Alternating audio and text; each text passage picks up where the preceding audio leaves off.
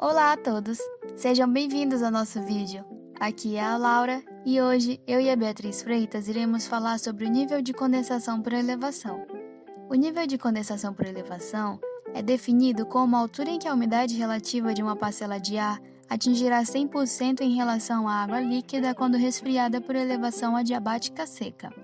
A umidade relativa do ar aumenta quando é resfriada, pois a quantidade de vapor de água no ar, que é a sua umidade específica, permanece constante, enquanto a pressão do vapor de saturação diminui quase que exponencialmente com a diminuição da temperatura. Se a parcela de ar estiver se elevando além do nível de condensação, o vapor de água na parcela de ar começará a condensar, consequentemente formando nuvens.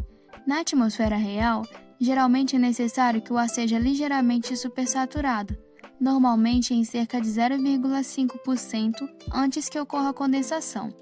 Além disso, o nível de elevação por condensação é uma boa aproximação da altura da base da nuvem que será observada nos dias em que o ar for levantado mecanicamente, da superfície para a base. Um exemplo é devido à convergência das massas de ar.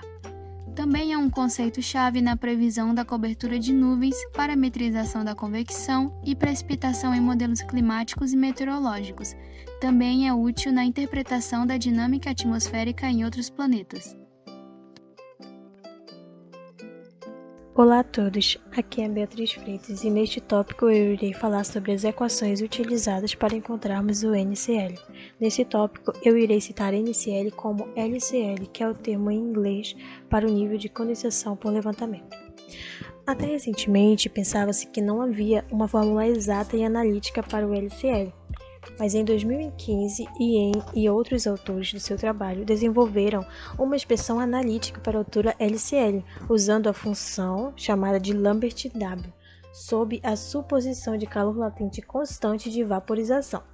Separadamente, em 2017, David Holmes derivou a expressão explícita e analítica para o LCL e o nível análogo de deposição de elevação, assumindo apenas capacidade de calor constante, como podemos observar nesta expressão, onde T, P, Z e RH são a temperatura inicial da parcela, a pressão, a altura e umidade relativa em relação à água líquida, respectivamente.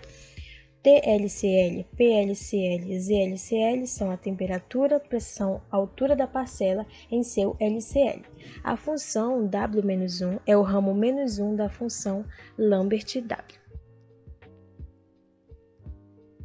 Agora vamos ver como encontrar o nível de condensação por elevação em um gráfico Skill-T.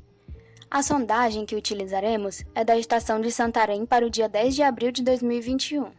Reforçando a definição, é o nível onde se formará uma nuvem caso a massa de ar perto da superfície seja empurrada para cima. Temos duas variáveis que são conservadas quando levantadas. A primeira é a temperatura potencial, também conhecida como θ, e a segunda é a razão de mistura de vapor d'água, que é W. À medida que a parcela de ar é empurrada para cima, então a mistura de vapor de água sobe a linha W constante e θ sobe a linha adiabática seca, que é a linha θ constante.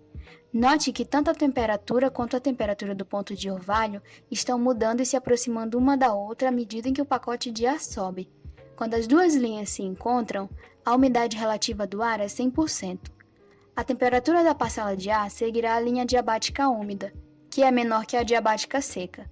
À medida que a água condensa, ela despende sua energia para aquecer um pouco o ar. Quando ela encontra a linha de temperatura novamente, é onde se encontra o topo da nuvem. Aqui está uma imagem representativa de uma nuvem cumulonimbus madura sobre o oceano. Podemos ver aqui a base da nuvem, o crescimento vertical e o topo da nuvem. Na base das nuvens, a temperatura e o ponto de orvalho são mais ou menos os mesmos. Dentro da nuvem, a temperatura e o ponto de orvalho permanecem juntos ao longo da adiabática úmida. É importante lembrar que a umidade relativa do ar está cerca de 100% nas nuvens. O ar acima da nuvem provavelmente é estável, e é por isso que a altura da nuvem é limitada. O ar estável tem uma taxa lapso menor que a taxa de lapso adiabático. Além disso, o ponto de orvalho provavelmente diminui porque a troposfera média a superior tende a ser mais seca do que a troposfera inferior. Quando você analisa uma sondagem, muitas vezes você pode ver aonde as nuvens estão, observando onde a temperatura e o ponto de orvalho se aproximam. estabilidade e instabilidade após o nível de condensação. Estabilidade atmosférica ocorre quando há ausência de movimentos convectivos ascendentes. Pode produzir nuvens do tipo estratiformes e também gerar névoas e nevoeiros. Pode ocorrer precipitação leve e contínua e haver restrição de visibilidade. Já na instabilidade atmosférica, ocorre quando predominam os movimentos convectivos ascendentes. Produz nuvens cumuliformes que podem gerar precipitação em formas de pancadas. E, com exceção dos períodos de precipitação, haverá uma boa visibilidade. Tipos de nuvens que podem se formar depois do nível de condensação. Um exemplo de nuvens que pode se formar a partir de uma camada instável são as cúmulos úmiles. Elas são nuvens pouco desenvolvidas verticalmente. Elas formam-se quando a camada abaixo do nível de condensação por levantamento é instável, ainda que a sua camada superior esteja estável. As cúmulos congestos são nuvens que apresentam torres e protuberâncias bem desenvolvidas. Elas se assemelham a couve-flores em sua parte superior. Essas nuvens ocorrem na presença de uma espessa camada com estabilidade condicional, acima do nível de condensação. Já as cúmulos níveos formam-se quando existe uma camada mais profunda de instabilidade condicional acima do nível de condensação.